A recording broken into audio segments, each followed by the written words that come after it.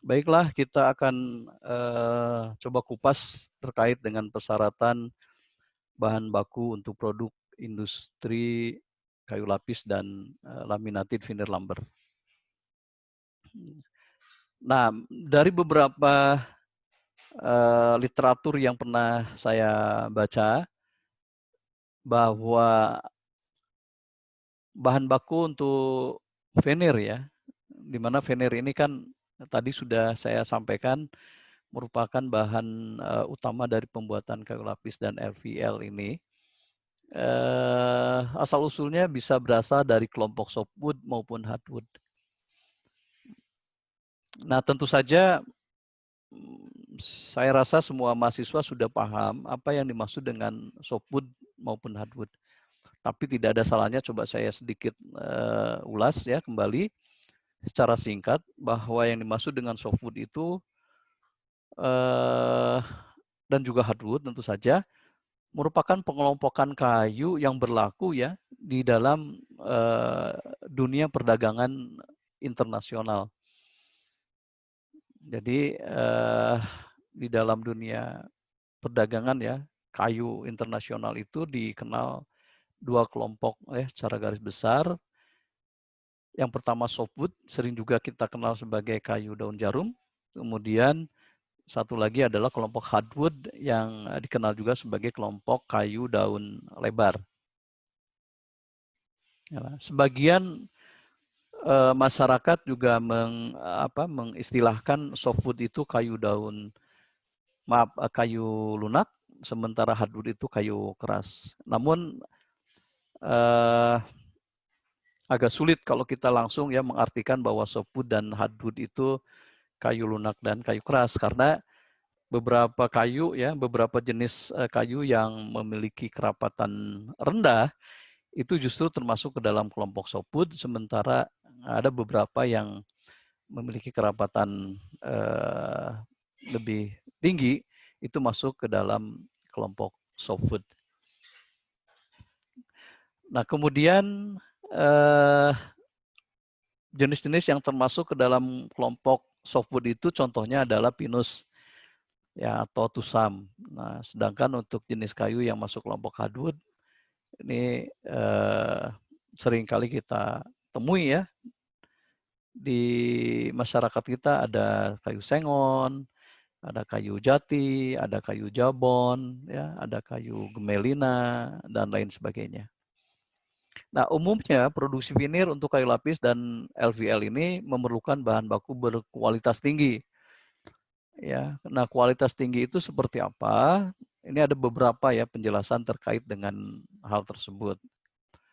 Nah, Baldwin tahun 81 dia menggunakan istilah kayu bahan baku veneer dan kayu lapis. Ya, kayu dalam bentuk log, kayu dalam bentuk veneer.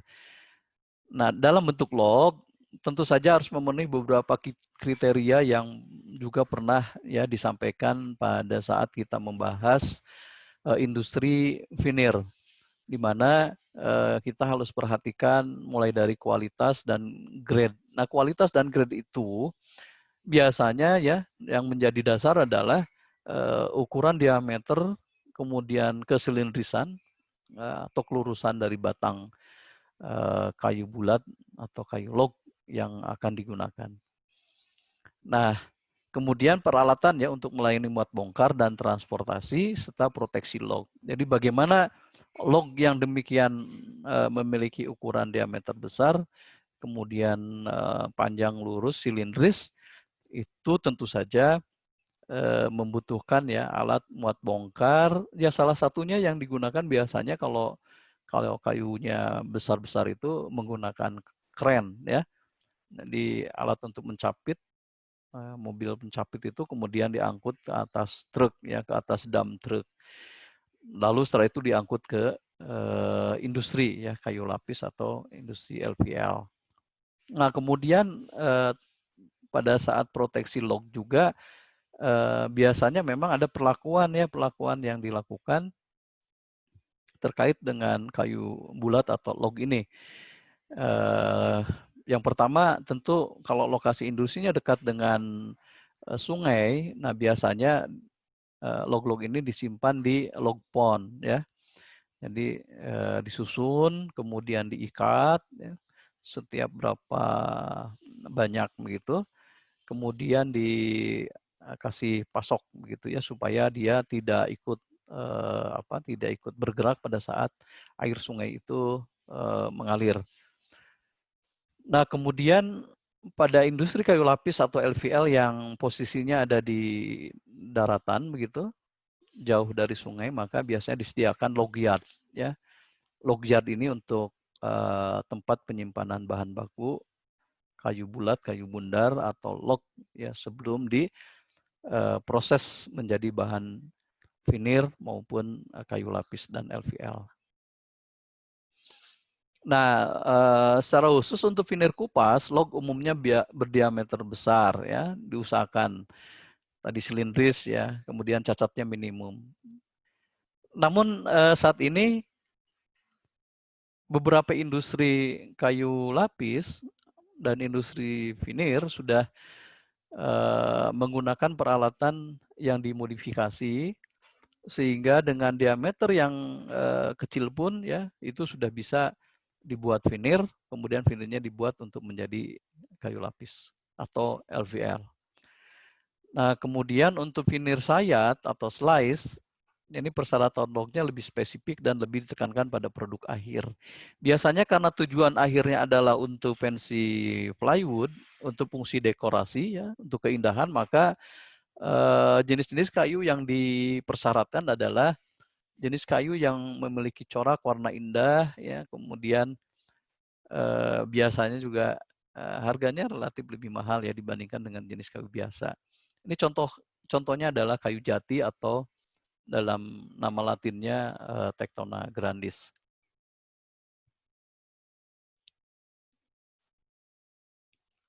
Nah, kemudian berdasarkan beberapa parameter ya, di dunia perdagangan kayu lapis itu digolongkan menjadi yang pertama berdasarkan jenis perekat yang digunakan, ada kayu lapis interior, ada kayu lapis eksterior. Nah, di Indonesia kelompok kayu lapis yang termasuk ke dalam kelompok interior adalah kayu lapis yang dibuat ya menggunakan perekat urea formaldehyde atau sering disingkat sebagai perekat UF. Nah, warnanya putih, kemudian pada saat dikempa ya konstruksi kayu lapis itu hasil akhirnya itu biasanya bening, jadi tidak tampak warna perekatnya. Kemudian untuk kayu lapis yang termasuk kelompok eksterior biasanya kayu lapis ya, yang dibuat menggunakan perekat fenol formaldehyde. Nah, ini yang membedakan ya pada produk akhirnya itu adalah kayu lapis yang menggunakan perekat VF pada bagian glue line-nya atau garis rekatnya itu nampak warna coklat kegelapan. Jadi kalau Anda misalnya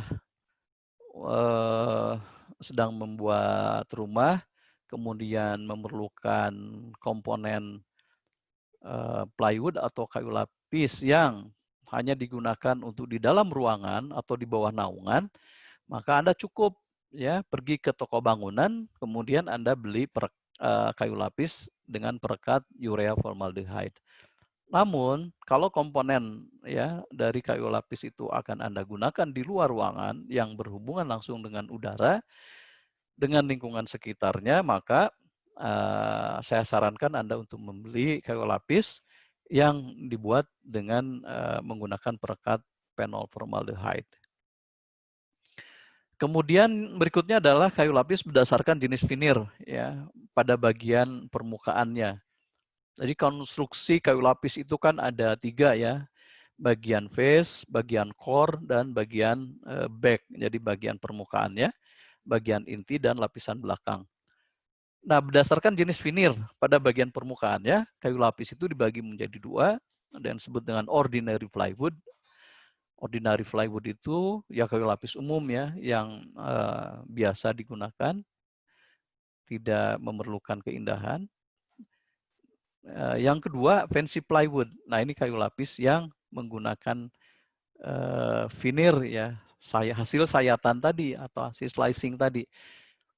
Misalnya pada bagian permukaannya menggunakan veneer dari kayu jati, sementara bagian dalamnya tetap ya core dan back-nya itu menggunakan kayu lapis dari veneer jenis sengon misalnya atau jenis jabon ya dan lain-lain. Karena yang dimanfaatkan kan selalu ya kalau lapis itu tentu bagian permukaannya yang akan ditonjolkan sehingga orang melihat bagian permukaan dari kayu lapis itu sendiri. Nah, sementara tadi ya berdasarkan asal-usul jenis kayunya dikenal dua kelompok. Yang pertama softwood plywood atau kayu lapis dari kayu daun jarum, dan yang kedua adalah hardwood plywood, kayu lapis dari jenis kayu daun lebar. Nah, di Indonesia tentu saja yang paling banyak ya diproduksi adalah kelompok kayu daun lebar ya, hardwood plywood ini. Nah, sementara pada akhirnya kita akan bisa menarik satu kesimpulan bahwa persyaratan bahan baku kayu bulat untuk veneer dan LVL, tentu saja ini juga berlaku untuk kayu lapis ya, mulai dari memiliki batang yang silindris, memiliki diameter besar, memiliki sifat besi yang baik, memiliki sifat mekanik yang baik, bebas dari kotoran logam. Kalau tentang batang silindris sudah jelas, diameter besar juga sudah jelas. Kalau sifat besi yang baik biasanya ya menyangkut kadar air dan kerapatan dari jenis kayu yang kita gunakan. Kemudian kalau sifat mekanik yang baik biasanya kita usahakan ya kayu lapis nanti setelah diproduksi itu dia memiliki sifat kekuatan tarik yang baik, kemudian kelenturan dan kekuatan rupture ya, patahnya yang baik begitu. Kemudian yang terakhir ya bebas dari kotoran logam supaya kualitas dari veneer dan kayu lapis atau LVL itu hasilnya menjadi lebih baik juga. Demikian persyaratan bahan baku ya secara singkat bisa saya sampaikan. Berikutnya terkait tentang profil dari industri kayu lapis dan LVL akan saya sampaikan pada subtopik ketiga ya berikutnya. Demikian, terima kasih atas perhatiannya.